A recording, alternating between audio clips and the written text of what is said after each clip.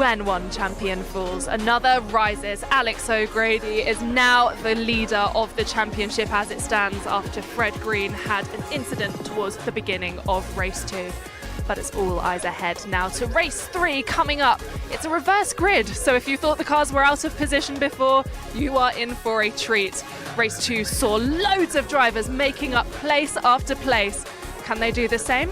Let's find out very shortly. But first, here's everything you missed in race 2.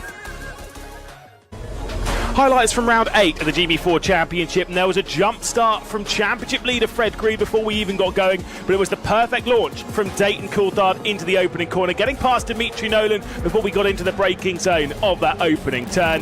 There was plenty of battles behind. Jasser Iskander, 5th position, looking at the battle for the podium. Meanwhile, Selenam Rausch was unfortunately out wide at the opening corner, dropping down the order. Unfortunately for Jordan Martin, there was this lock-up and into the side of Thomas Ingram Hill, before going over her own front wing and into the side of Fred Green, causing his retirement. This would bring out the safety car as everyone was navigating their way back out onto the Wheatcroft straight, and the race was neutralised and would calm down. But before long, we were back to action. It was Dayton Coulthard leading. Dimitri Nolan tapped on the rear, just a touch in the opening corner from Josh McGlade, who would break the rear wing of the Hill Speed car before they would drop down the hill. There was a rear puncture coming in from Michael Cope as he was battling himself with some of those heading up the hill, and Thomas Ingram Hill would be off the road and into the barrier.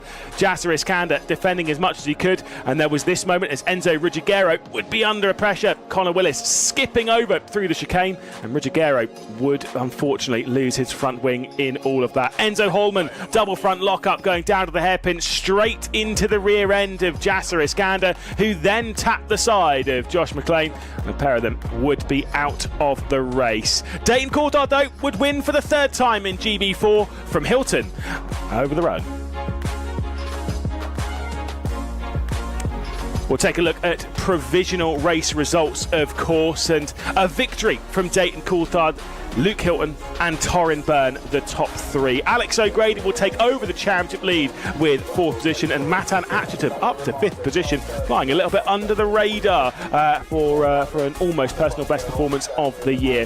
Connor Grant in 6th position, it was a personal best from him, and then Emilio Valentino Del Grosso in 7th. Robbie Bouquet in 8th position. Schikowski, after a podium yesterday, will be ahead of Archie Bullard, who gets his personal best performance.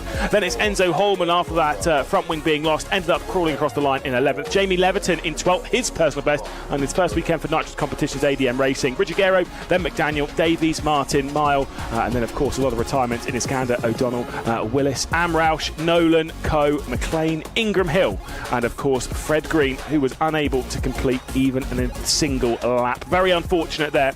We'll take a look at the top 10 of the championship, at least provisionally. It's Alex O'Grady taking over the championship lead by 14 points. Fred Green in 2nd position with Enzo Holman behind. Dayton Coulthard moves his way up into the mix, as does Luke Hilton. Double podium for the pair of those this weekend. It's 3 in a row for Dayton Coulthard. Thomas Ingram Hill, after his retirement, drops down into 6th. Torrin Byrne grabs his first podium and moves himself into 7th in the championship, with Matan Achitov, Franek Schikowski and Emilio Valentino Del Grosso will be the top 10. Dayton, a 3rd podium in the row for you and a race victory. Congratulations. Yeah, thank you very much. It's good race. Helps a lot with championship points. 2nd podium of the weekend, as you said, so it's so far so good. Luke Hilton, man of the weekend. You're pulling some great results out the bag. Yeah, I mean, it's been a nice weekend so far, you know. Like my team said to me before that race, you've got nothing to prove now, just go and collect points. And I tried my hardest, you know, like we had to carve our way through a fair bit of traffic, and obviously those incidences that we had to miss. But yeah, I'd like to say, starting off, a massive thank you to the team. Again, prepping a lovely car to drive throughout the race. And I think we got fastest lap. So it's proving that the setup we got on the car is in the window and that we can go and deliver a great job. So a massive thank you to the whole team. Torrin Byrne, of course, a first-time podium sitter. Torrin, congratulations. How are you feeling? Yeah, it feels amazing. Starting P17 to P3, I mean, just kept it flat and stayed out of trouble, and definitely paid off. Yes, through the carnage of race 2, it was great to see some new faces up on the podium. I'm here with Abbi pulling this weekend. I'm Antonia Rankin. Abbi, it's been a full-on weekend so far. Yeah, it's been crazy. I mean, the chaos from qualifying has fed through throughout the weekend and all the races, and the action's not done yet. We've got one more to go, so I'm excited to see who comes out on top. Well, we've got quite a lot to discuss there, but before we get into race 3, here's some of our driver reactions from everything that happened in round 8. Archie, that was a really exceptional performance from you, climbing, making up so many places in what was quite a difficult race to do so. Yeah, it was quite difficult. I think obviously starting on the back end of the grid, I think second to last, it was obviously hard on the back foot instantly, but you know, with all the people around me, we kind of worked together and managed to cut through quite easily. And still broken up a lot by safety cars. Did you have to be quite patient and bide your time? Yeah, absolutely. I mean, I picked up damage quite early on, so it made safety car restarts through the left-hander quite difficult. What damage was it? I think it was on my front right, something to do with my front right. We don't know yet. We're still under part 5, but we're gonna have a check. Yeah, it was quite hard, obviously, onto the straight to actually get a good run because I would keep washing out. But I tried my hardest with safety car restarts. I think we were quite unlucky with the amount of safety cars. I just wanted to get racing and keep going, but got to do what you got to do, I guess. But you managed it exceptionally well, and you're in a prime position on the reverse grid now. Thank you. Yeah, I mean, yeah, I'm looking forward to it. It's the highest starting position I think I've had ever, so yeah, it'll be good. Look forward to it. What can you do with it? I don't know, hopefully a podium, we'll see. We'll see. We'll see you on the podium. Thank you, Archie. Thank you. Alex, it's great to see the tides of luck finally be in your favour this weekend, back leading the championship. Yeah, I mean, it's been a crazy weekend so far, obviously, after qualifying. But, you know, we done well in that last race to come from P14, I think, all the way to P4. And, yeah, scored very good points, and all my championship rivals crashed out pretty much. So it's really unfortunate for them. But it's good for me, and to be leading the championship is quite nice, and by a good margin as well. For sure, it must put you in quite a good headspace for the final race of the weekend. But aside from all of that, you mentioned that it was luck. There's quite a lot of factors that go into luck. You've still got the points on your side. You've had a really strong start to the season, a third of the way in now.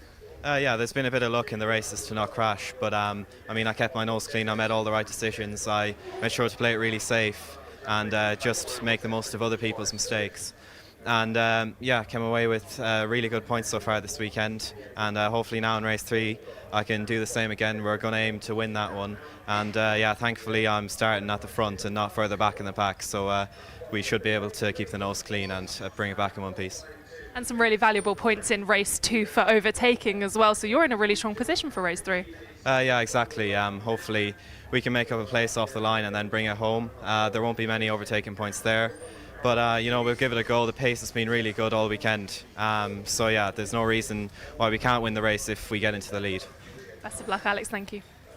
Well, Connor, after a DNF yesterday, starting in P18 today must have been mentally quite a challenge, but you made the most of it.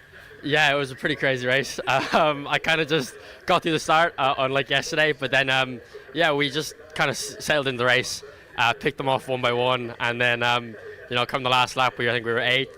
And then, you know, coming across the line, 6th. It was pretty crazy to come from 18 to 6th, but I think it was just kind of a race of attrition. Just survive, pick them off where you could, and yeah, that's kind of all I really did. 12 places is no mean feat, especially with some safety cars interrupting that. You kept such a clear head. Is it hard to stay in the zone and also be patient? Yeah, I think it was one of those races. Obviously, after yesterday, it was kind of a go out there and just get a result. And I kind of knew, with obviously how qualifying and everything, the grids have been set this weekend, it was just going to have to be survival. So yeah, just stayed alive, and it ended up quite well in the end. Ended up really well in the end. What can you do for race 3? Hopefully the same. I think again it'll just be another one of those kind of crazy races. Everyone's still out of position, so I think it's just going to be again another race of attrition, survive, and with the amount of crashes and incidents that have happened, it's going to just be survival again. You know, you're going to have to keep your head on straight and go after it again. Just stay out of trouble. Best of luck, Connor. Thank you. Thanks very much, guys.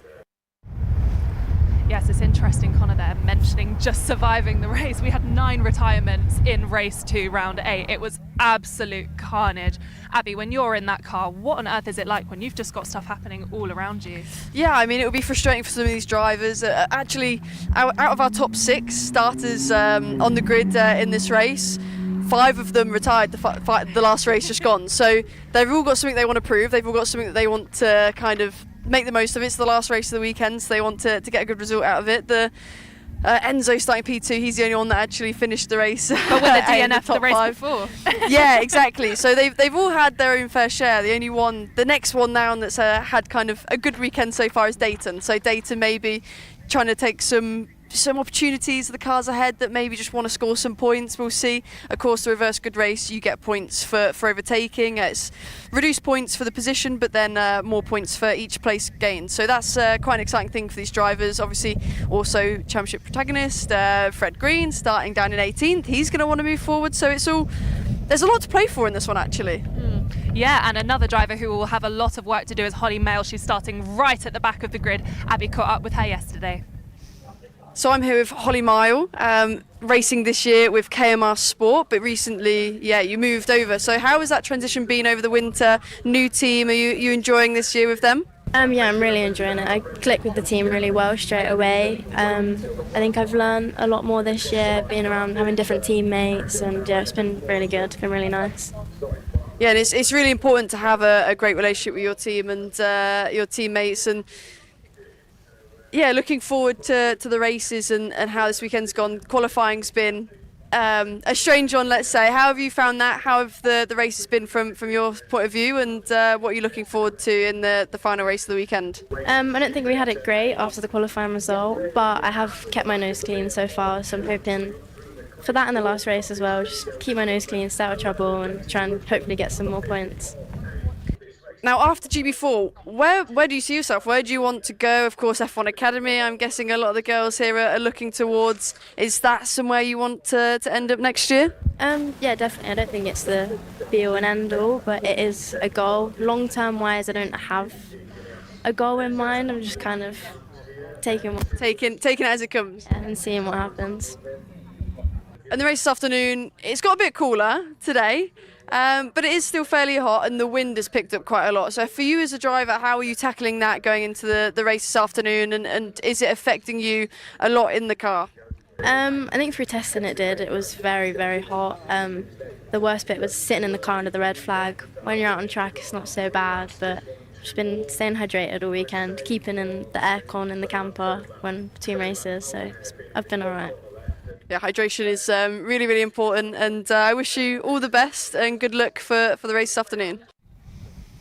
It's been such a pleasure hearing from all of the female talent on the grid over the course of the weekend. Abby, it must be so nice to hear some insights from them. Yeah, and actually catching up with Lily, although she's had her injury and she's unfortunately broken her thumb. It's hard stuff, motorsport. These things happen, unfortunately. But she's in really high spirits actually, and is still happy, giggling, enjoying her weekend, and that's nice to see. And yeah, hopefully see her back and recovered, ready for Silverstone the next time other than this afternoon, these guys will be going out. So yeah, it's tough out there, and these things happen, and it's all about how you bounce back, and I think that's the important thing. And like I said, the drivers that have retired and had some issues and so on, it's all about bouncing back, and that's a really important thing in motorsport. Well, we'll be looking forward to seeing Lily back on the grid very soon. Abby had a word with her after her early retirement from the weekend. I'm here now with Lily, who is also a KMR Sport driver. Yeah, the viewers may realise you're not racing this weekend. What actually happened in testing? You found yourself having an injury? Yeah, in the second practice session of Friday, I launched it over the curb at the chicane, and as I went down, it broke my suspension, which ripped the steering wheel out my hand, and obviously just broke my thumb. Yeah, that's not ideal. That chicane is quite tough around this circuit, and yeah, I mean for you, what's the road to recovery look like? How long? Of course, Silverstone is coming up, so do you think you'll be out ready for that one in around 5 weeks' time? Yeah, I should be all good for then. It'll be about 5 weeks recovery, so it'll literally be off just before Silverstone, but I've got a plan in place to make sure I'm ready for that, so it should be good either way. How long and do you want for this? Has it been annoying watching from the sidelines? After qualifying, did you think you'd be in good stead, and do you think you would have kept in track limits for the whole of quali? I reckon I could have kept it in track limits. Obviously, I don't know, because the rules were a bit... I don't know what I would have done, because obviously I wasn't racing, but you never know. I think I would have been all right. Like, with how the grid is this week, like, everybody's capitalising, so I reckon it's something that I wish I was doing. It's insane, but it would have been fun. But being on the sidelines, are you getting a bit of envy for everyone else watching them, having a bit of the chaos in the races? You want to get involved? Yeah, definitely. I honestly hate being on the sidelines.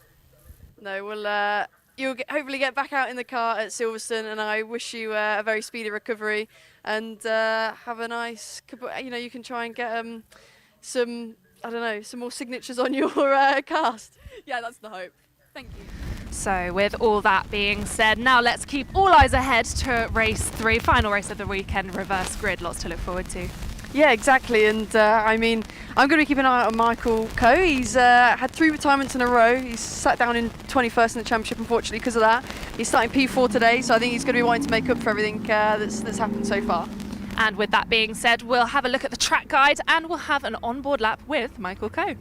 The Donington Park circuit then, located in Leicestershire, originally opened back in 1931 before it closed and then was reopened in 1977. It is one of the most iconic circuits in the United Kingdom, and with plenty of overtaking opportunity. That run into Redgate, down the iconic Craner curve, through the old hairpin, before climbing once again towards McLean's and Coppice at the top of the hill. Down the Starkey Straight into the Fogarty S before we head onto the Grand Prix loop, where we've got the Melbourne hairpin, and then the final one at Goddard's back onto the Wheatcroft Straight. It is not the longest circuit we visit all year, but it does have a high proportion of overtaking zones, especially when the wind is blowing in the right direction, which we typically have a headwind down into the opening corner. About 2.5 miles and an awful lot of elevation to deal with. 35 metres they drop down to the old hairpin before climbing back up once again. It is a true test of a driver to work their way through a field around the Donington Park circuit. On board now with the Arden driver, Michael Coe. Turn 1 is really important actually. It's slightly uphill and you're going to pick your braking in between the pit exit and that red triangle. Michael going a bit wide here, missing the apex, but getting the all-important exit down the Craner curves, keeping within track limits as well. Now Craner curves is a beautiful section of the track, downhill, making sure that you're really tidy to not scrub excess speed off.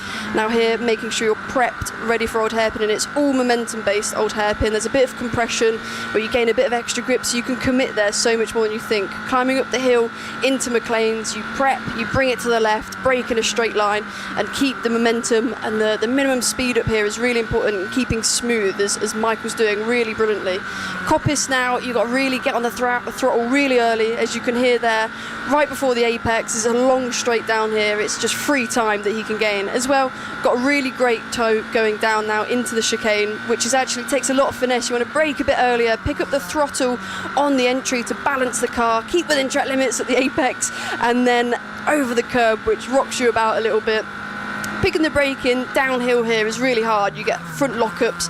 Michael just runs a little bit wide, gets a bit eager, got on the entry, but a really good exit now on another climb up to the final corner, where getting the late apex is really important, and making sure you're opening up that exit here, as Michael does perfectly, and a really good exit to finish his lap around Donington Park.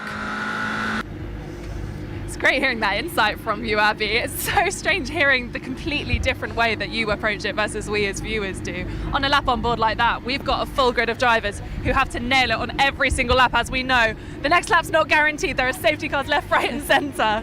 Yeah, I mean, it's a really tough track. You've got to keep the momentum up, and it's a fun circuit, but it really rewards you for being tidy. If you make a mistake, it bites you in the bum, let's say. But I think, the reverse grid race gives the drivers an opportunity to try and overtake, try and move forward, and also start in a different position, although we've had an interesting qualifying this weekend, of course, we keep saying.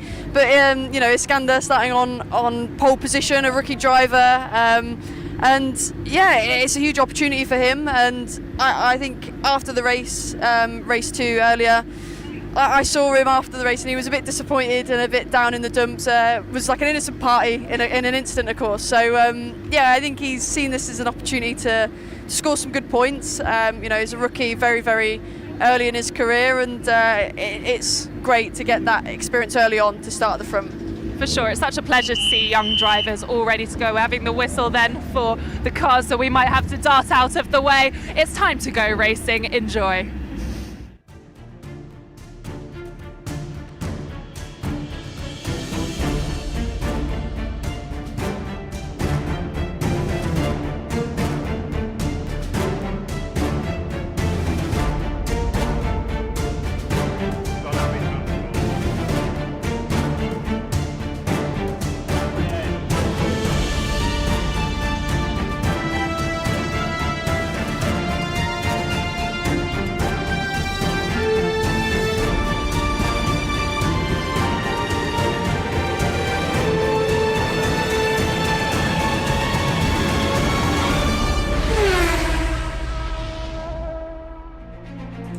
A wild weekend in the GB4 Championship looks like it's going to have its wild conclusion as the reverse grid race is ready to go. We've had 2 epics and we're expecting one more as well here at the Donington Park Grand Prix circuit. One final time, let's have a look. Of course, the run up towards Redgate before we go down those Craner curves through the old hairpin, through Starkins Bridge and then up the Schwantz curve into McLean's Coppice at the top of the hill. Dropping down just a touch into the headwind up towards the Fogarty S before we flick over into the Melbourne hairpin and back into Goddard's, the final corner. It is a stronger headwind in this race than it has been in the previous couple this weekend. Could provide some solid overtakes into the opening corner at Redgate. It might mean some difficulties down the bottom of the hill as that wind pushes you through the old hairpin. Things can get very difficult indeed. Really is a fun track and it's been showing in how it's been raced so far this weekend, and the wild grids have definitely helped. A lot of fans out there at the circuit. We obviously had an awful lot of them that were around for the GB4 signing sessions. Well, we got to meet a lot of our drivers, all of our drivers on the grid that were out there signing autographs and such. It was actually very busy in the paddock area between the last 2 races.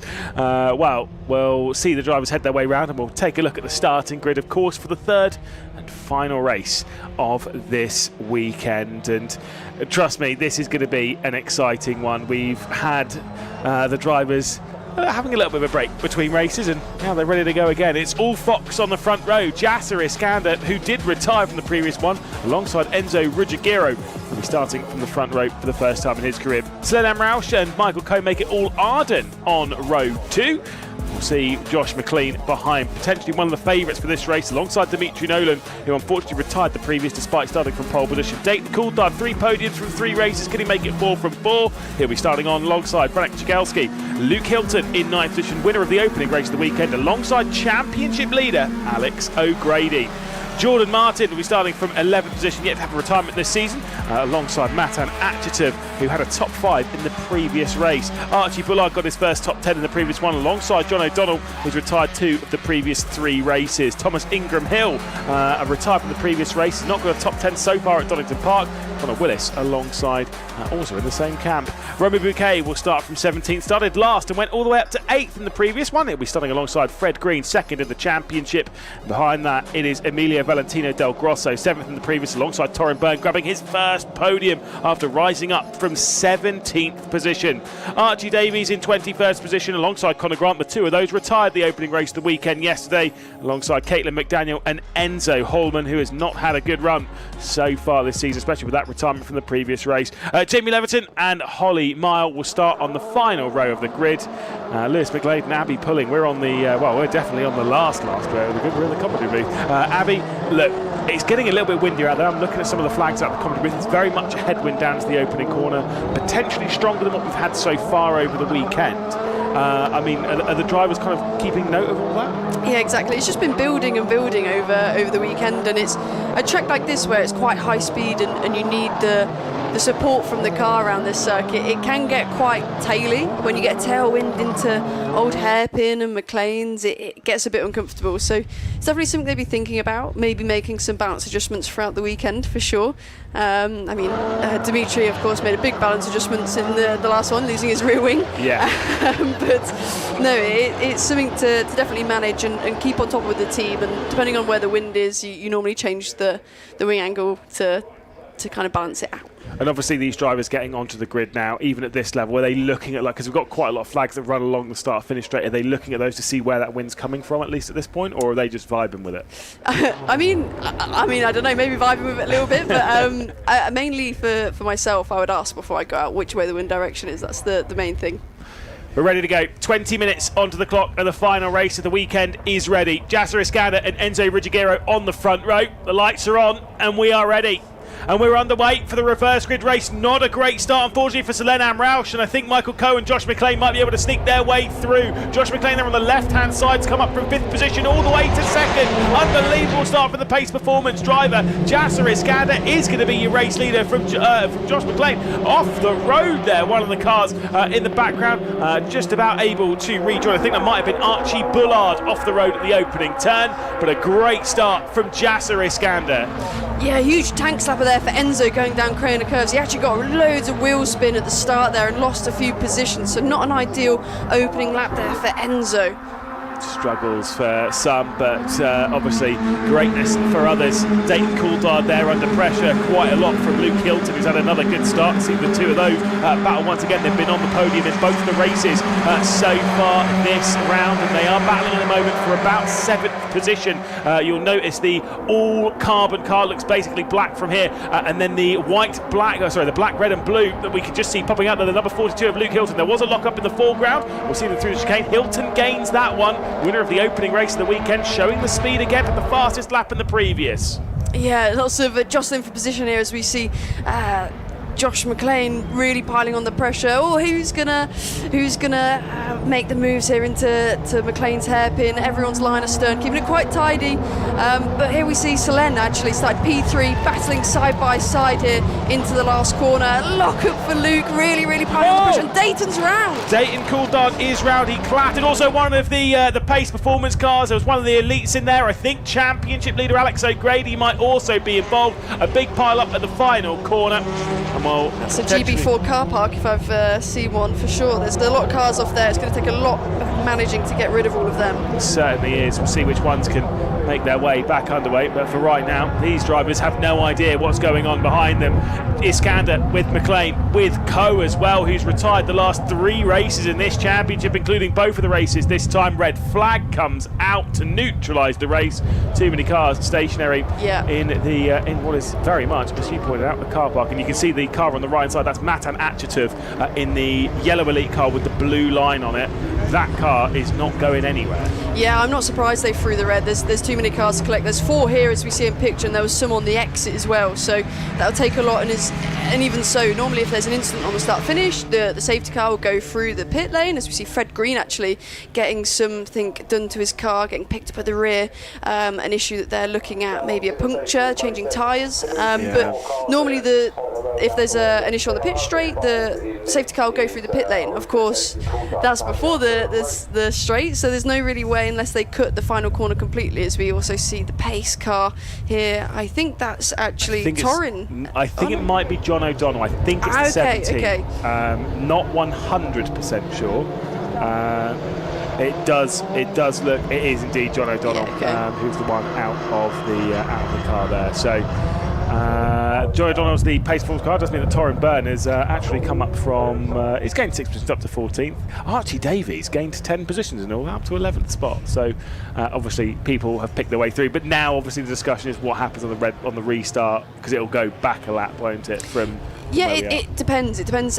Sometimes they do it if you've passed the first sector, so where you are once you pass the first sector, or the last sector that everyone kind of went through. That could be sometimes how they do it, but if there's a certain amount of race distance finished, which there hasn't been, they actually can't really go back a lap because we had only just started the race. So that's where it becomes a bit confusing, and I imagine they'll go back to original positions with gaps left, but don't hold me to that. This is one of the. I'm not the race director. So. Yeah, this is one of the ones where you go from what the race director says, and you listen out for what the race director's talking, and you go with that one. There is a large group of drivers that is. I've not seen that. There is 6 drivers down there. We've seen 5 cars, so it's a hill speed on the left side, which I think is Willis.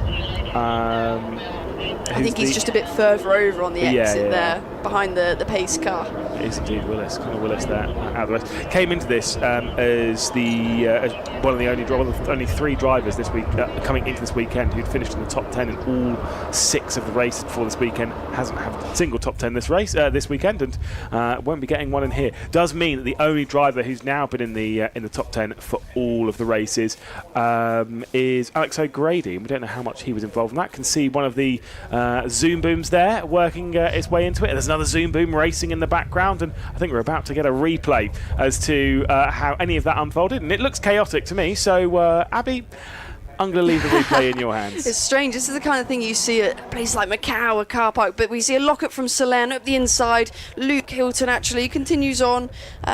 We don't see, but the pace car, I think, has tapped Dayton, or Dayton's gone in his own. Dayton's backwards, the elite car joins the party, can't go anywhere, and then they're covering basically half the track, and the cars that do get round are going on the grass. So it's just one of them, a lot of the drivers in the wrong place at the wrong time. We didn't quite see what sent Dayton round, but that was definitely the catalyst of it all. Yeah, and Fred Green is well out of position here, obviously being in pit lane, when everyone else is actually, we saw them all parking up going into Goddard's the final corner, where obviously they remain stationary because, like you've mentioned before, they can't get around the final corner because there's a track blockage.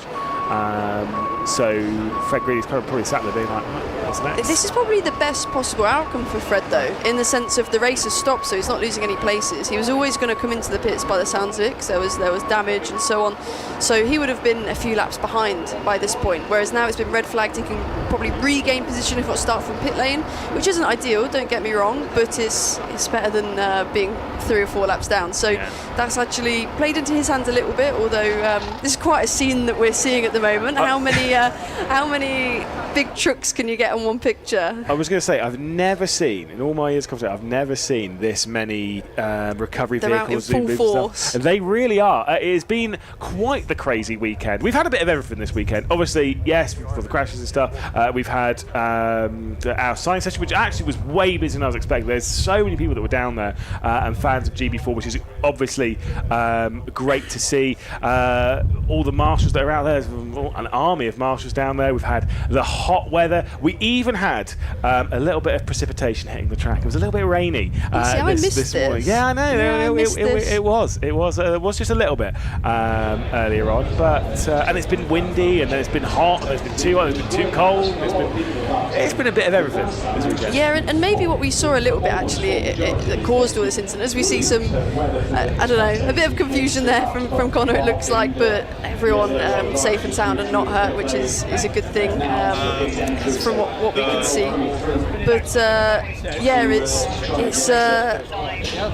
tough for these drivers. It's really frustrating because you want to score some points, you want to keep scoring points, and especially Dayton, he was just won the fight, the last race, race 2, and now not able to score points and get points for overtaking, and he's moved up in the championship from the last race, and getting closer and closer, and now all of a sudden he's had a retirement, which is unfortunate. And I think that's the frustrating bit, because he would have come at the last race thinking, right, that's it, I've done the hard work, I've done the work to get back here, to get back in it, and then suddenly out of nowhere it's taken from you again. And that is motorsport.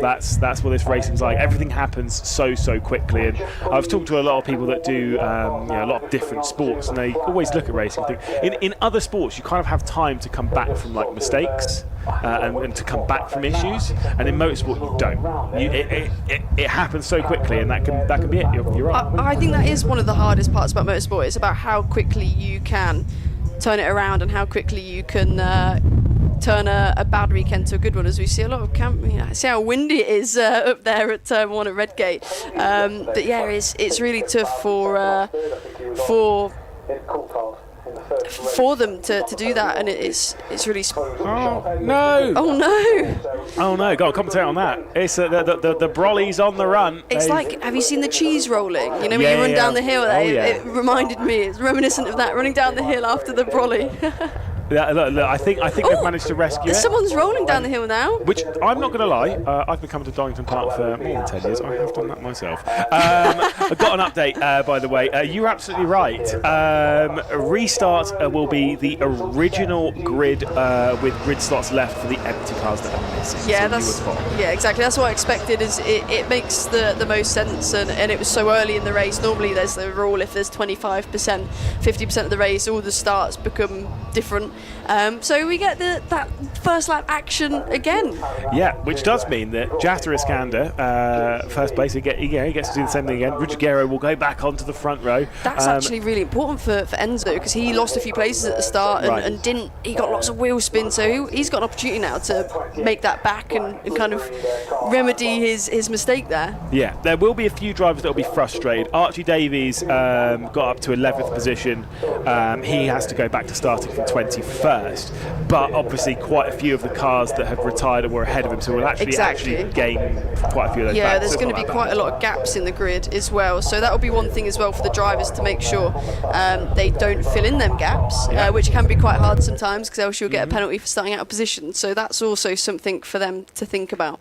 Yeah, and I've always thought that, because if there's like a couple of cars missing from around you, how do you remember where you're supposed to go? Yeah, so that's actually a really good question, and I always get people on the radio when there is a spot missing and they're like, I really thought you were going to go to the wrong spot and so on, and I always pick either it might be a certain marshal post or a certain branding on the side, or even other people put tape, and you can say that there's a weird orange tape like crossing over, and that's my piece of tape. Even though I'm not using it to gauge how far forward or how far I am to the white line, it's just to make sure this is my grid box.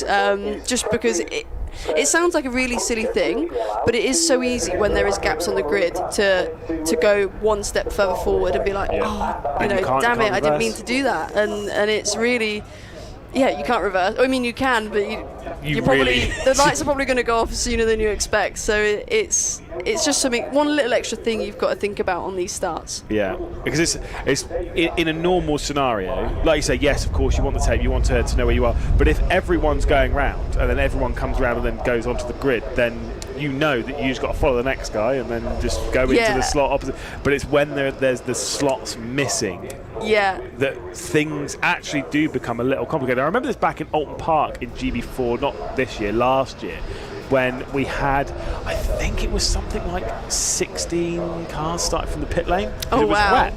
It was dry, and then it started raining on the formation lap. Some drivers stayed out on the grid.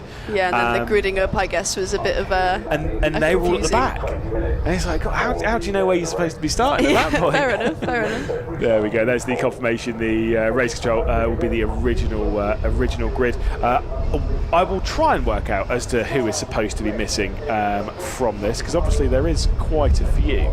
But the top 10 will be relatively fine. I know, John, obviously, yes, Dayton Coulthard will be the main one in that top 10 that won't be on the restart. It was originally slated to start from 7th. We have Matt Anderson in 12th position, John O'Donnell from 14th. There's a few that will be missing from that top group. Yeah. The top 10 is relatively untouched. It's that mid-pack where there was quite a lot going on and a lot of cars that have been taken away, unfortunately. So, I mean, it means a good opportunity for the cars behind. They get a few more points for overtaking. Well, that's not going to be, I mean, cars not starting, so it's not how they want to be making them points, but sometimes when you're in a position, you take it where you can. And it's going to be, I think, exciting, because I think for Alexander, he's just got to make sure he's got to do the same thing again. You know, he got a good start and made it work, and he just needs to copy and paste it, and that's the thing that he needs to not get in his head about and start worrying. Again, as a rookie you can start thinking about these things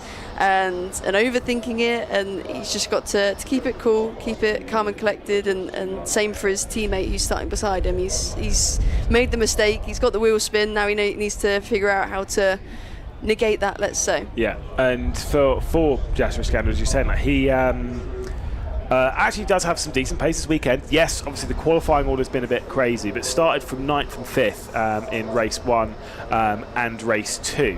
And whilst he has a double retirement to the name, those 2 retirements came from solid positions. Obviously in race 1, which was on Saturday, he had an incident going into turn. I can't remember what position he was in, but it was with John O'Donnell, where he went into the back of the pace performance car. And then in the previous race, he had Enzo Holman go into the back of him. Yeah, this was really unfortunate, yeah. So some of it's been just been maybe getting a little bit nervous. Some of it's been a mistake from maybe him, a mistake from someone else.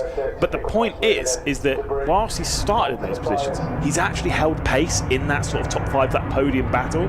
So the chance of him actually winning this race it's definitely not zero. Like, he's got a good chance. Yeah, he's definitely in a really good position. I mean, there was a big move. I think we said it was Josh, wasn't it? It moved forward at the start and made a lot of places, and this is where this is a bit frustrating for someone like him because he did all the work. He got up to P2 and was putting pressure on Xander, and now he's got to do it all again, and that's the hard part for sure. I think Xander's in a great position, and he's got the pace. It's just maintaining that, as you say, through the race, and actually he's had some really great defensive drives before he got taken off in race 2. I didn't get a chance to commend him for his defensive driving before he actually did come off, but watching it through, he really put his car in the right places, and he's got not a crazy amount of experience before this, doing a little bit of go-karting, so he's really kind of took to it a duck to water, and it's cool to see that a lot of things have transferred, and he's got the confidence to get his elbows out, put the car in the right place to make sure you can't get past, and I mean the kind of grid is really everyone's learning and improving, and for this rookie driver to start on pole is start pole twice. Yeah, right. Technically in the same race, is awesome experience for them. Now, obviously, you can see they've all got they're allowed one personnel, a member over from the team personnel to go to each of the cars for this. They're not allowed the whole team over there. No one's got a brolly, and obviously it's quite hot. You're in the sun. I can't remember which driver it was that you were talking to in one of the pre-race interviews that was saying about how it's fine when you're driving, and then the moment it stops, that's when it gets really hot. And I can imagine out there where they've been sat there for a good 10, 15, 20 minutes, they're going to be cooking. Yeah, it does definitely get hot. I mean, luckily there's a bit of a breeze and some wind which will help them, but yeah, I mean, I don't see the draw to getting brollies when it's hot. A lot of drivers I know, they get brollies. No, but I think it keeps all the heat in. I never really go for a brolly. I always turn it down because it's it can get quite muggy in the cockpit. It's not very nice. So actually, they've probably got their visors open, getting a little bit of wind in as the mechanics are walking off, and we're looking to go green soon.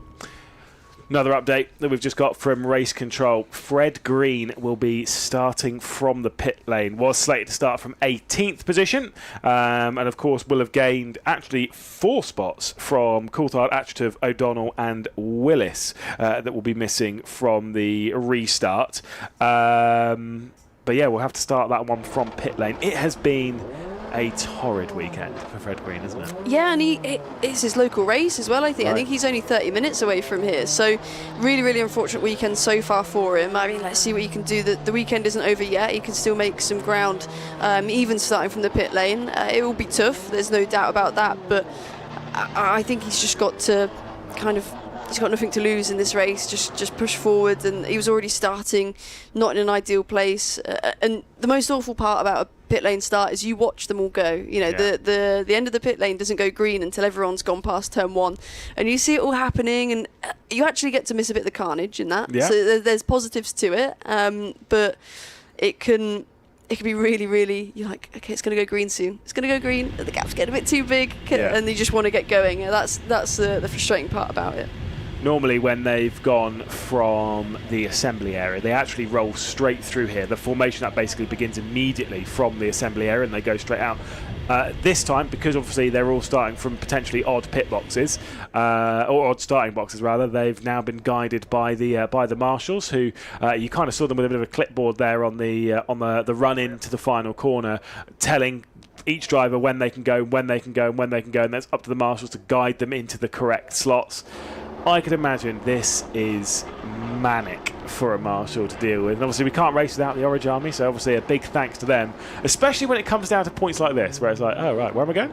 Yeah, exactly. It's definitely the best thing they've done is making sure that all the drivers are fully kind of clued up with where they need to be. As we see one of the drivers, just starting on the bend. The grid is that big that they're on the bend, but it's it's we wouldn't be able to go racing without them, and this is a lot to manage. And as we can see, there's a massive gap actually on the right hand side of the grid, so the pace car there has got a really clear view. Torin, our previous podium sitter in the last race, has got a really clear view into turn 1, and maybe going to send it around the outside. That's what I'd be thinking at this point. But then I'd also be thinking that obviously those around him, because you've got the likes of Thomas Ingram Hill and such that are on the other side of the grid, they've now got so much space to move over to try and do something again. And like I say, it's going to be interesting in that mid-pack down towards turn 1. Yeah, in theory, with the gaps, it should calm things down a little bit, and it should make it that everyone's a bit more spread out. So in theory, is less chance of contact and so on happening, but you never know. It's racing after all, and everyone's always trying to move their way forward. So yeah, all the drivers now getting their tyres back warm again. It's a good opportunity as they've been sat for quite a while.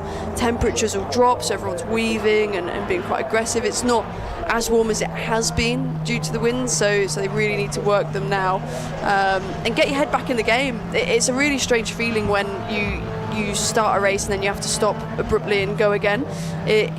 You have so much anticipation for this race start. You know, it's been 6 hours, I think, has been the gap in between the races. So now they've got to get their head back in the game again, and it's quite mentally exhausting actually for the drivers. So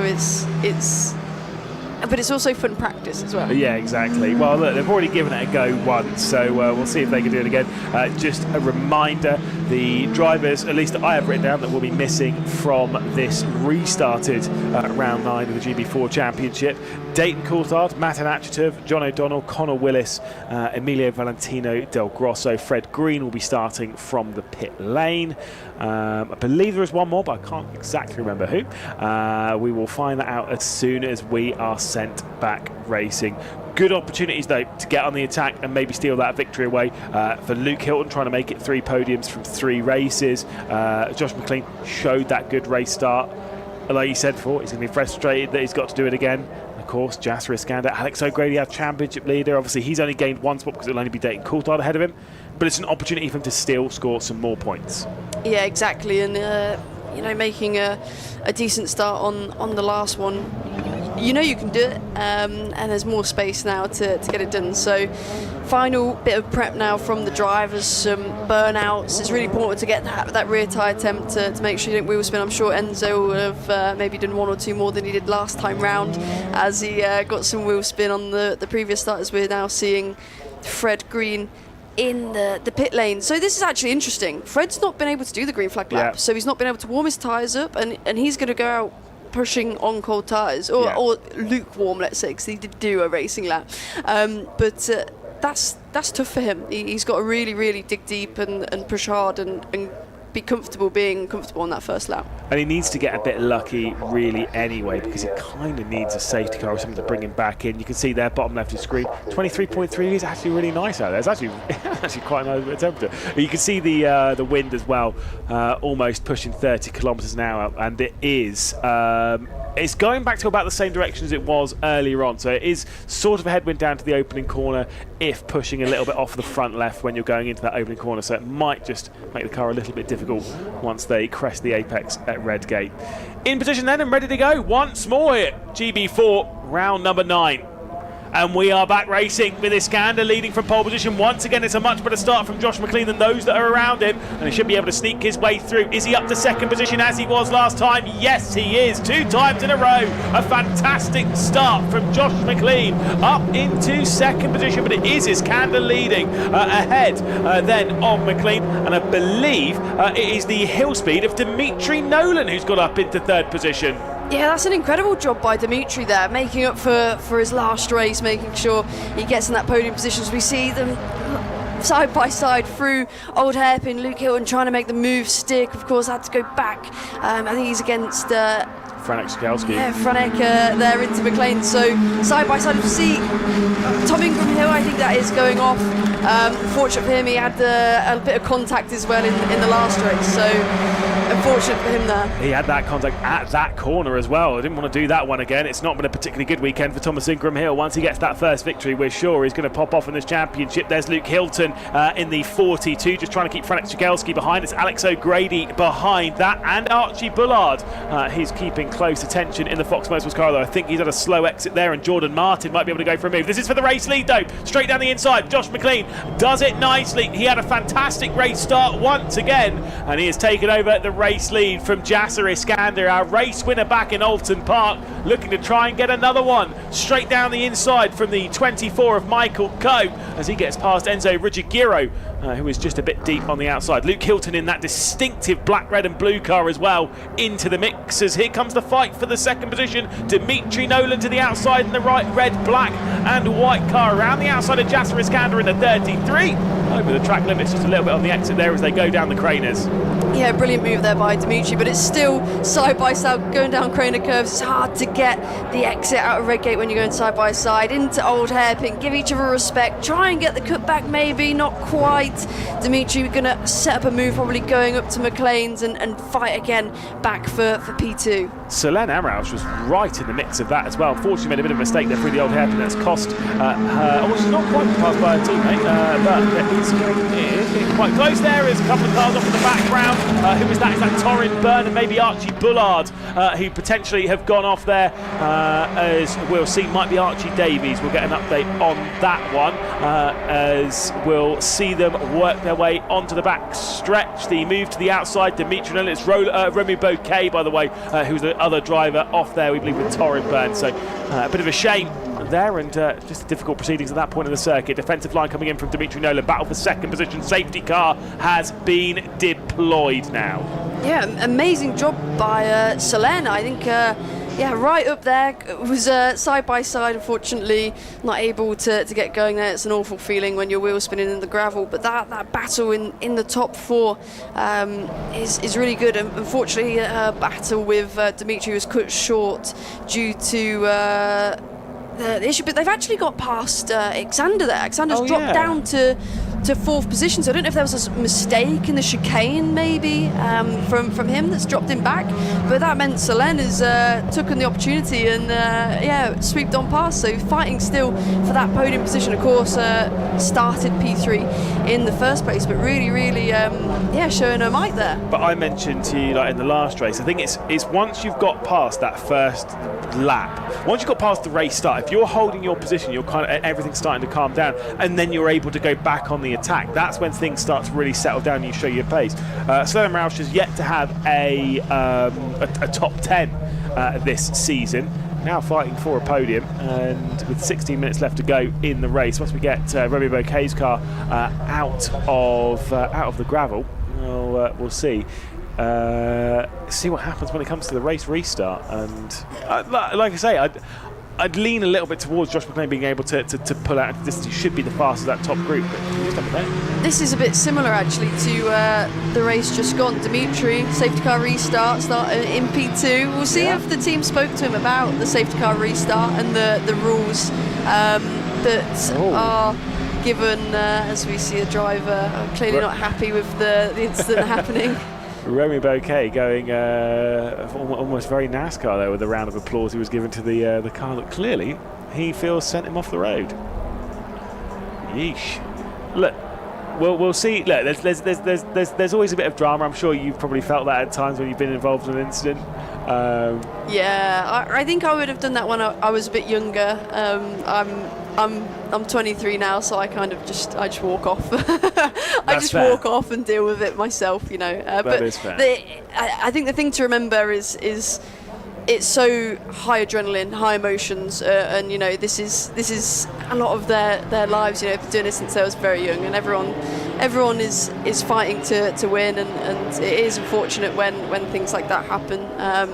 But yeah, maybe best just keep it to yourself next time. If it makes him feel better, I guess it makes him feel better. I don't know. But then I'm all here for the feisty drivers. You'll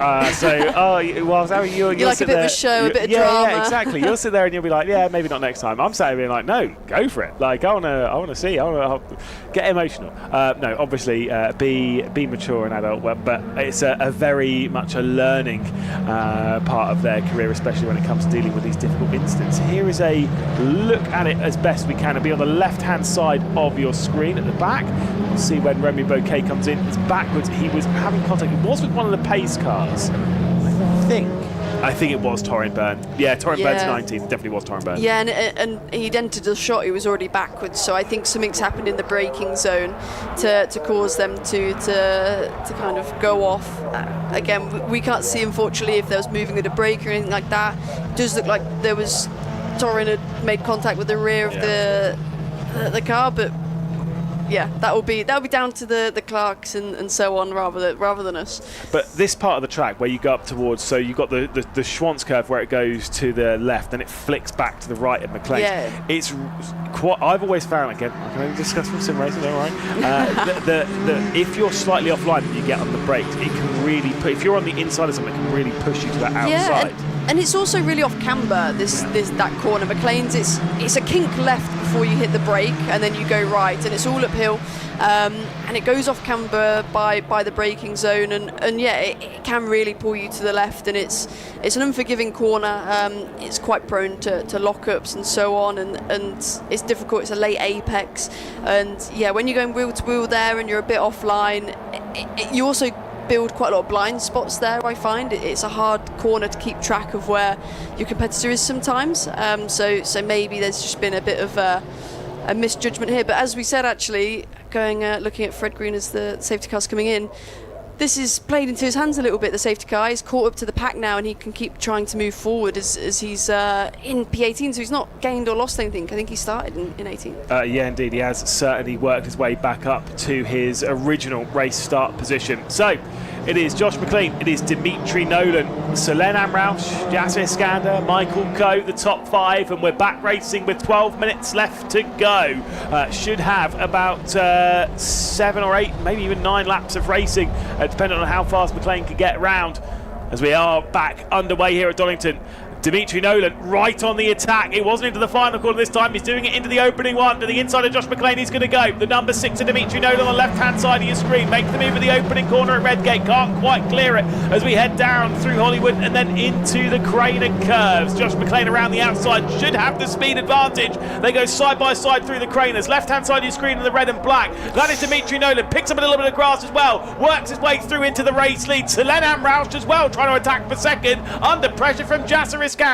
Yeah, that was absolute commitment into old hairpin there from Dimitri, as we see Solen side by side with Iskander, as we say, goes off camber here, round the outside, and also Luke Hilton round the outside through the gravel, full commitment there, and 3 abreast into Coppice. Who's going to come out? Are all 3 going to come out?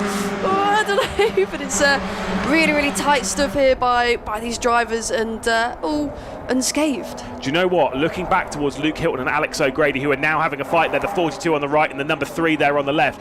Keep an eye on those two for working their way through. Straight to the outside as well comes the number 11 and Franek Shakelski. He's going to go straight on there through the chicane. He's going to lose position to both Hilton and O'Grady, and potentially Ruggiero as well by the time they get onto the brakes. Alex O'Grady straight to the inside. Bit of a lock-up on the front right there of Enzo Holman in the number 7 car, the red, white and black Hill Speed Cup. But Alex O'Grady's found his way through that one nicely. Championship leader moving his way through the order, dragging through as well Luke Hilton and such. There's Archie Bullard to the inside of his teammate in the number 48. Bullard's trying to go on the attack and move his way through on Ruggiero, as now Luke Hilton is coming through. It's all happening here. Michael Coe on the left hand side, Luke Hilton on the right. Hilton trying to make the move. Michael Coe will be able to hang on. Good the up and under work here for Hilton. Yeah, brilliant job there from Luke, making sure he gets the cutback and the opportunity to be on the inside down into Old Hairpin. But it's hard, still not easy to get the move done, as we watch Dimitri all on the grass on the entry. Is he going to commit to the brakes? That's it. He fully sent it on the entry. Commitment on the exit and the climb up the hill, and that done is that move is completely done there. Watch out for Luke Hilton and Alex O'Grady. Don't rule them out of potential victory even in this race. Alex O'Grady looks to the outside, trying to keep his top 10 streak alive and try and pull away in this championship as he is the title leader at the moment. Around the outside of Michael Coe, such bravery there from Alex O'Grady. Did the outside of McGlade, did the outside of Coppice, and now works his way through into 6th position. Dimitri Nolan remains your race leader. Archie Bullard showing some amazing speed at the moment as well, as he himself is attacking the 24 there of Michael Coe. Yeah, it's tough stuff here. Trying to find an opportunity, put the pressure on and force the other driver into a mistake. That's what's going on here, as they're defending into the corner. Hit the brakes, make sure you get down to second gear. Don't make a mistake, lock up, and you've got to have a lot of trust when you're going side by side like that with the driver. If they have a lock up, they can sail into you. So really great stuff here. Really is exciting battling. There is Enzo Holman to the outside of Franek Shakelski, the number 7 of Holman, one of the drivers who is definitely in that top contingent of drivers on the championship table. A couple of cars going out wide in the background. I think that might well have been Jordan Martin, might have been just out a touch wide. There's Enzo Holman to the inside of Ruggiero, 36 South African. of Ruggiero able to just about hang on. Obviously, he'll be keeping an eye on the telly later on as Canada will try and take on South Africa in the World Cup. There's always something going on for these drivers. I'm sure they'll be keeping their eye on that, but he wants to represent his country in this race. 8 minutes left to go to the outside there, the 87 of just about, just able to hang on there for Archie Davies. Yeah, it's really, really fierce racing, and also actually I want to point out really respectful as we see Fred Green making some ground up now. We'll see where he comes out, but he's making some moves, and whilst everyone's battling, this is playing into his hands. He's able to catch up and kind of prosper from these guys all going side by side. Selene is now under pressure from Luke Hilton into the chicane. Can she stick it around the outside? I think that's smart stuff there. It's hard to stick it around the outside in the chicane, but lost all her momentum and has lost ground to O'Grady as well. I mean, amazing defensive drive up to that point, but she's going back again around the outside, trying to get the cut back, but not quite close enough. Again, Selene Amrouche is looking for her first top 10 of the championship, and she just had two of the top protagonists and the two of the fastest drivers come up to the back of her and just able to work their way through. The thing is, Luke Hilton was making that move. It was aggressive. He was not going to back out, and obviously no one's going to say Selene Amrouche should back out of it either. You're just going to race, but when you go side by side through there, if you've got a driver that's quite bullish, you're going to lose out to them and then lose out that speed, and that's why Alex O'Grady was able to come through. Also set the fastest lap in the previous with a 1:30.6, half a second faster than our race leader Dimitri Nolan, who is looking for his first podium and first victory in the championship. Josh McGlade was victorious back in Alton Park. Yasser Iskander back in position again to maybe get that first podium. Archie Bullard's been out wide, and Enzo Holman will come through in the number 7.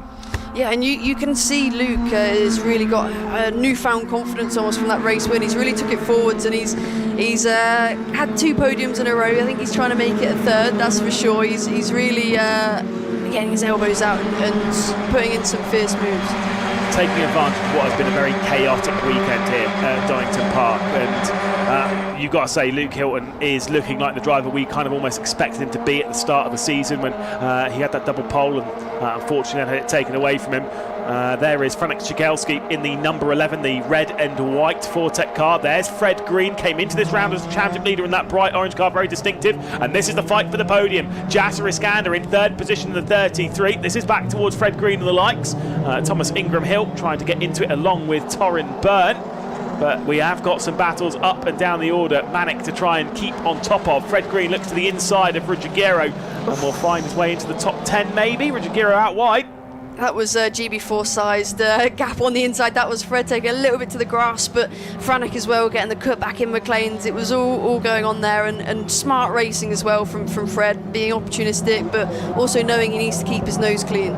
5 minutes 20 seconds left to go. Should be 4 from this point, 4 laps to go, and this is Yasser Iskander defending from Alex O'Grady. Luke Hilton's already come through. Alex O'Grady again just trying to get himself another top 10 finish. He's been in the top 10, the only driver who's been in the top 10 in every race this season, and he'll be trying to get through here into 4th. Bit of a moment there, a bit of a wiggle for Alex O'Grady. Yasser Iskander in a little bit too deep at McGlade. The up and under comes in for O'Grady in the charcoal grey and the blue. Defensive line tries to come in from Iskander, but it's not going to be good enough. Selene Amrouche back into the mix as well in the red and white Arden car, and might be able to sneak her way through into 4th. Brilliant stuff there from Alex O'Grady. Sorry, top 5 rather is what they're battling for. Alex O'Grady comes through into 4th, and Yasser Iskander trying to hang on to 5th position. Selene Amrouche to the outside, backs out of it before they head through the Fogarty S. Yeah, Selene's really been brought back into this battle, trying to get the cut back here. It's really important to get the momentum out. She's got the run down into McLean's hairpin, into the first hairpin, round the outside, making sure she's tidy on the brakes. She's still there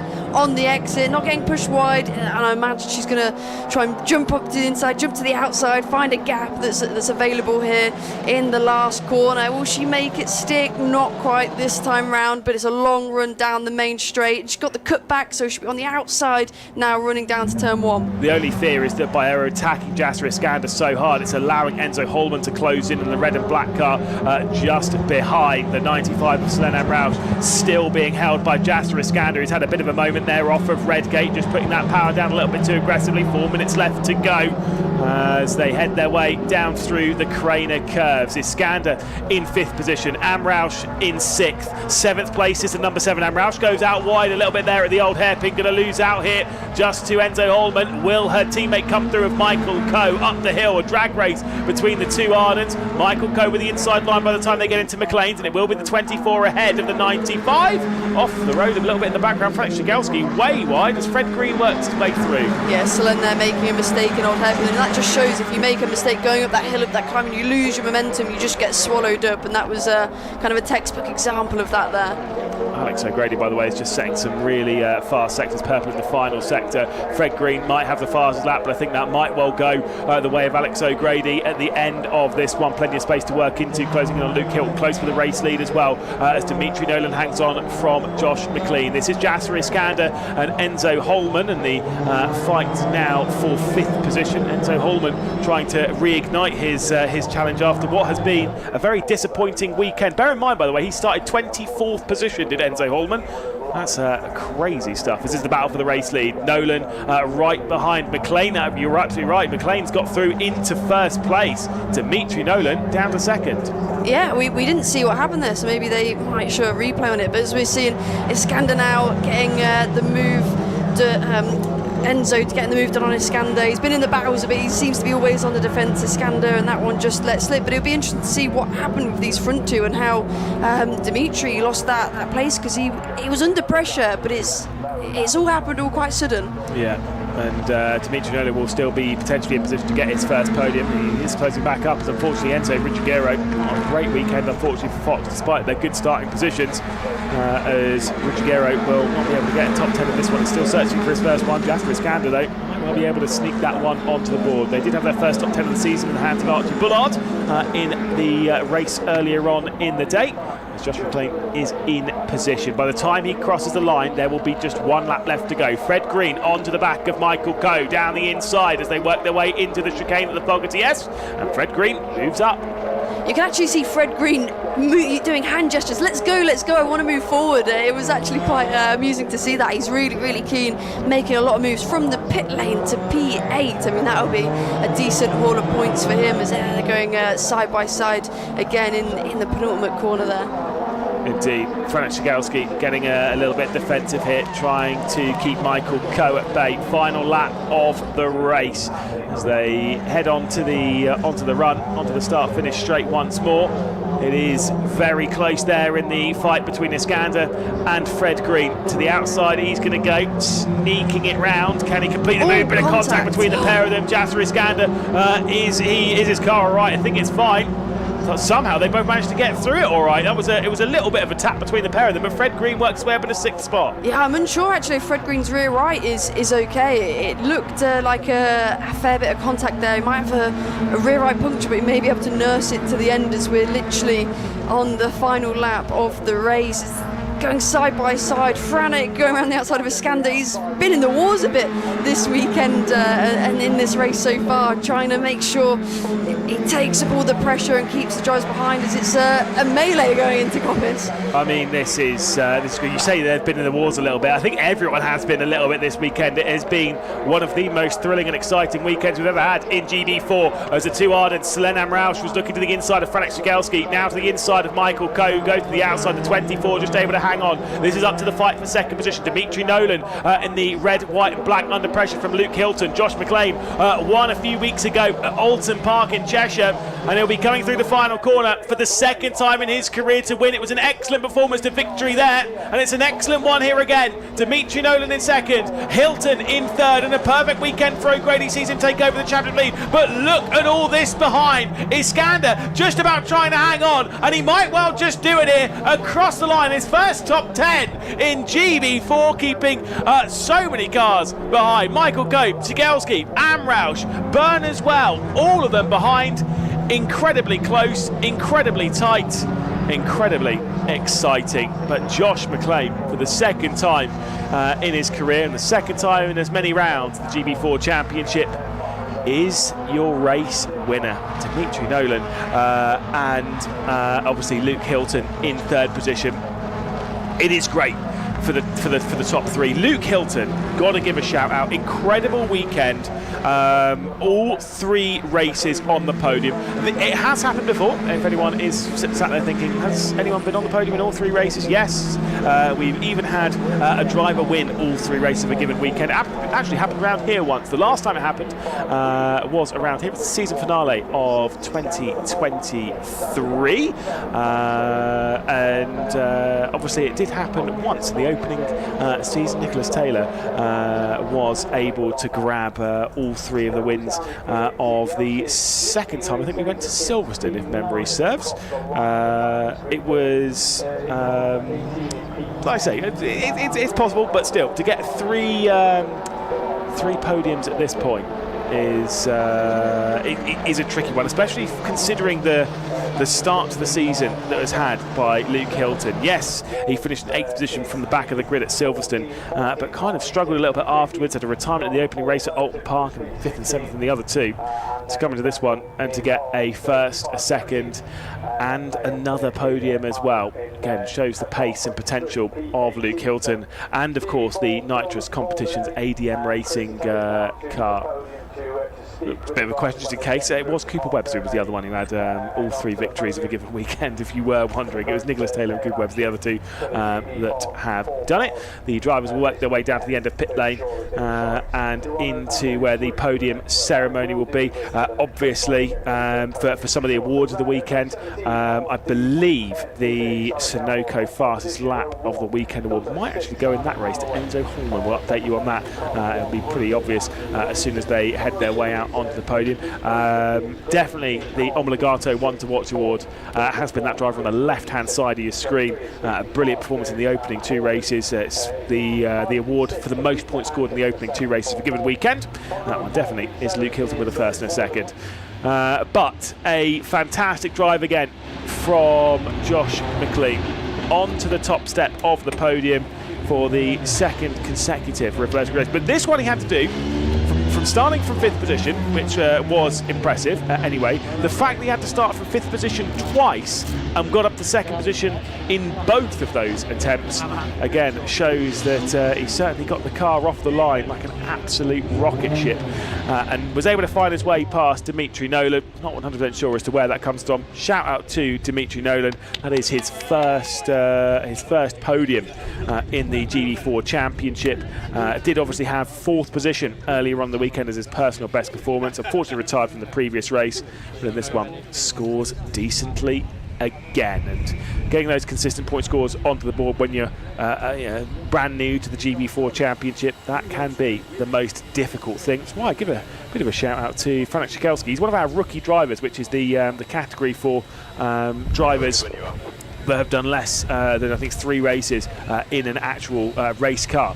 Had yet another top 10. He's got his streak of top 10s all the way up to 6 now. So again, keeping that to excellent speed in the Fortec car.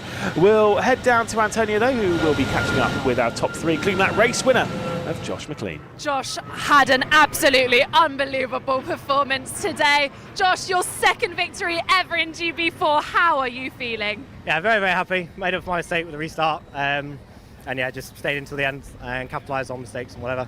And yeah, really, really happy. Capitalise on mistakes or whatever. That was such an intelligent drive. You've been the driver to watch all weekend. So much pace and finally something to show for it. Yeah, really, really pleased. The team have been amazing. Give us a car that's this competitive. 3 of us really could be in the top 10 every single time. With a quality that was interesting to say the least. It's nice to come out with a result, and obviously a rollercoaster weekend with a DNF in the second one. We're hoping a bit more consistency and obviously more wins. So yeah, really, really happy. Great to see you on the top step. Congratulations. Go celebrate, go rest. A local driver this weekend, only 10 minutes away from home, so no doubt he'll be jumping straight in the bath as soon as he can. It's still a little bit sweaty on track here. Now, Dimitri, a very well-deserved podium yet again. You were speaking at the start of the weekend when you got handed your pole position, how you felt a little bit of nerves around that. You've just proved yourself time and time again. It was a really good race. It was fun, a lot of fun. Was hoping I didn't make that mistake, but I mean, it's you live and you learn. My first time being this high up, so I was freaking out pretty badly, to be honest. And this is the thing, it's so easy to pick it apart. You're a racing driver, you always want to be better and better. If it's not the top step, it doesn't matter. But this is such a monumental moment for you, and there's so much to be proud of. Yeah, no, I'm really happy with it. I I mean, obviously, you know, there could always be better, but it was a really good race and it was really fun. So, yeah. As long as you had fun, because it was quite stoppy and starty at some points. It must be difficult, especially with such a long red flag period. You get quite hot in the car, you have to reset. To be honest, I mean, I'm from Texas, so I'm good with the heat. But that was really good because I had a bit of a bad first start, to be honest, and it was really good to mentally reset and get myself calm because my second start was honestly kind of crazy. I was pretty proud of that. You should be really proud of yourself. Congratulations on a really strong weekend, and we'll look forward to Silverstone. Thank you so much. And finally, let me see if I can grab Luke Hilton, one of the other drivers who has just been standout this whole weekend. You've had a P1, P2, and now a P3. I would say what could be better. I'm sure you're always looking for wins, but that is so incredible. I mean, obviously racing in this sort of category is fine margin. The further you go up, the harder it gets, you know. So it's magical seeing this sort of thing because it never happens, you know. You know, as I said around to the other guy who's on Tannoy, massive great job to my team, you know, like they've done an astonishing job, and the support base around us has been really driving us to do better and better ourselves, you know.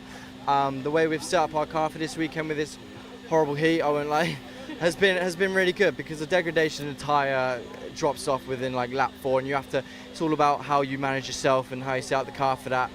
And there goes a bit of tyre management here and there. I know it's only Formula 4, but still there's got to be an atom of tyre management there, and no overdriving. But yeah, I could get boring about that. But you know, as I said, a massive job, great job from the team, and I'm very proud of them.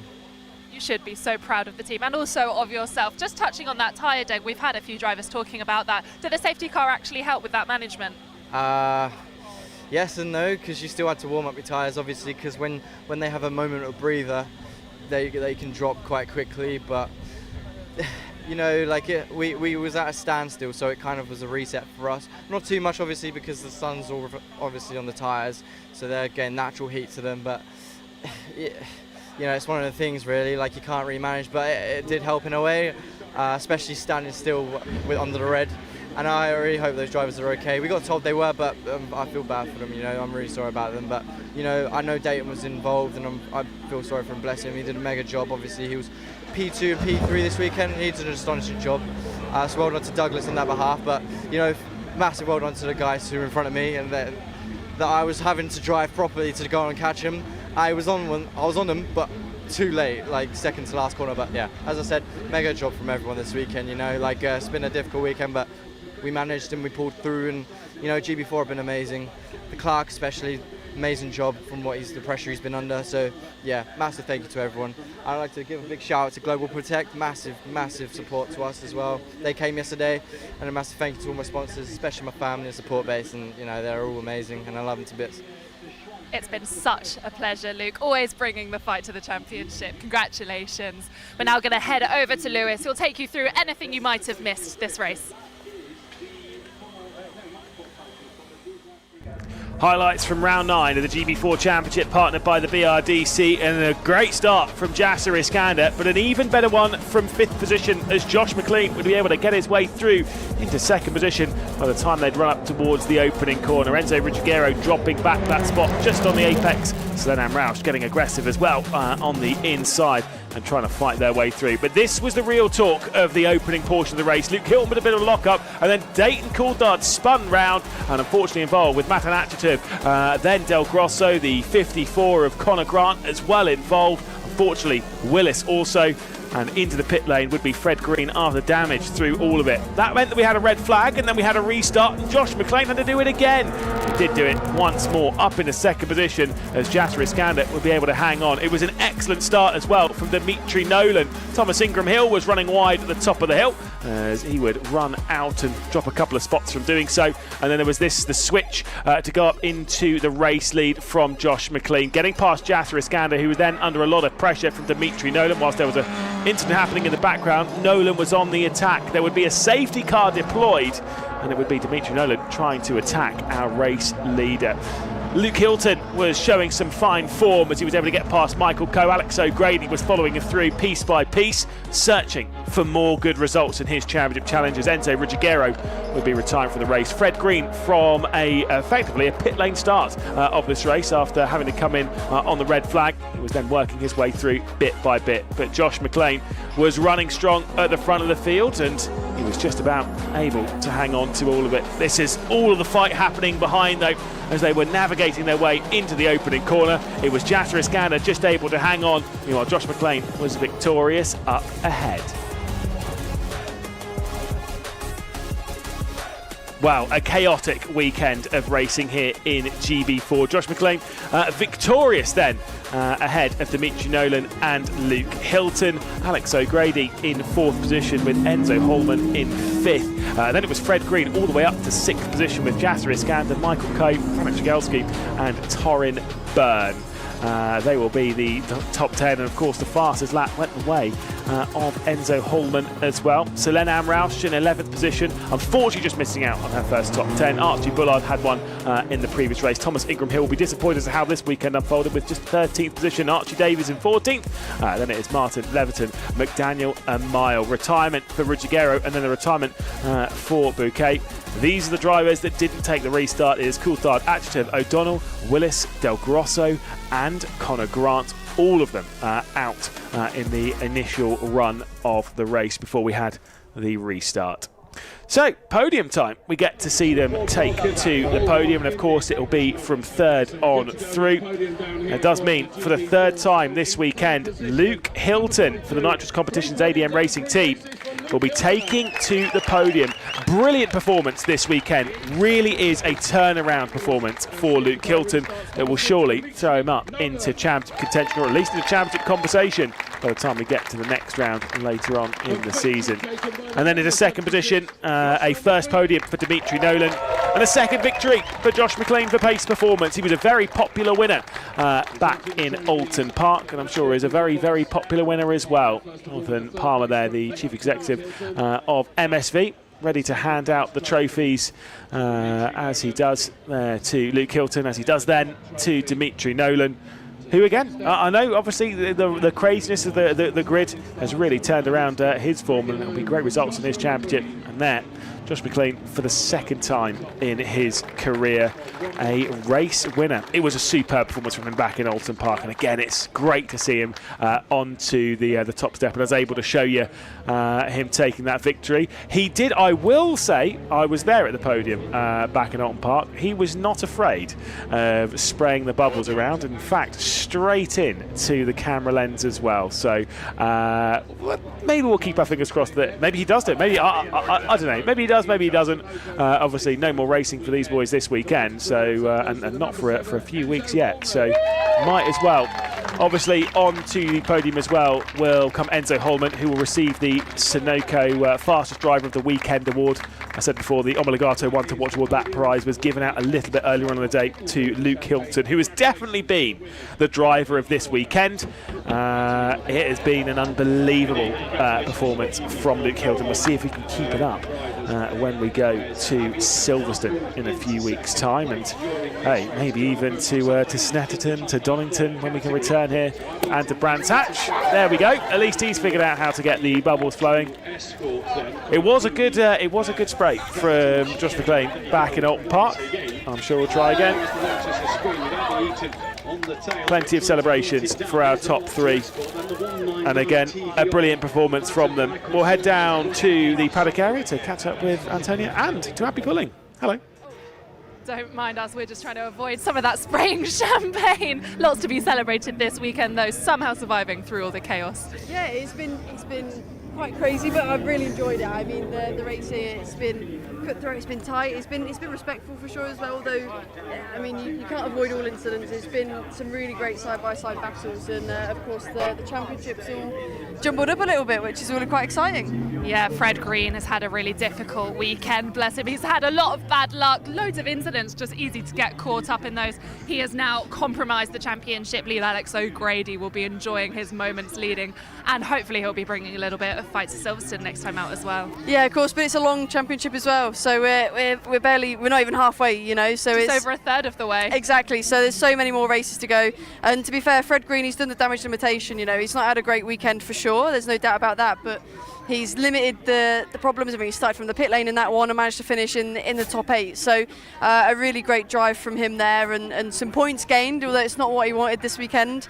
especially it's his home weekend almost. You know, he's only 30 minutes from here, I believe. So a lot of frustration, but I just spoke to one of the team members, Tony Shaw, one of the engineers, and they said, that's what we needed, some points, and that's, drives like that is how you win championships, he said, and I do believe in damage limitation aspect.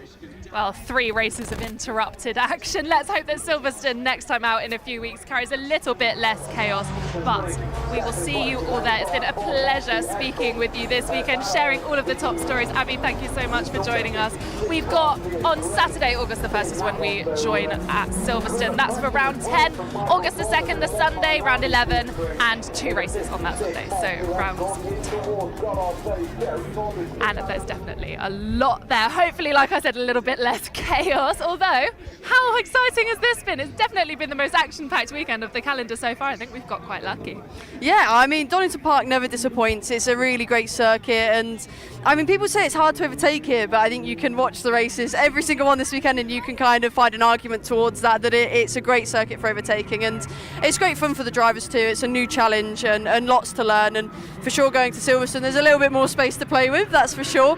But yeah, it'll lead a lot of drivers, maybe some to want to kind of keep fighting back and bounce back, and some of them want to keep the momentum going forwards. Speaking of momentum, you're on the bounce actually. You're straight over to Hungary next weekend, aren't you? Yeah, exactly. Hungary and then Austria back to back. So it's then I'm driving in between. So it's busy time for myself. Excited. Obviously that's with the GB3 Championship. The GB4 won't be following us there. They'll join us again in Silverstone. But yeah, let's try and bring some good results back for sure. Well, it's great to see that our drivers today could be where you are very soon. Thank you so much for joining us. It's been so much fun sharing the weekend with you. Like I said, we'll see you in a few weeks' time at Silverstone. In the meantime, enjoy the lovely hot weather. Our drivers have been a little bit sweaty, so they're all going to go shower, and I think we probably should too. Bye for now.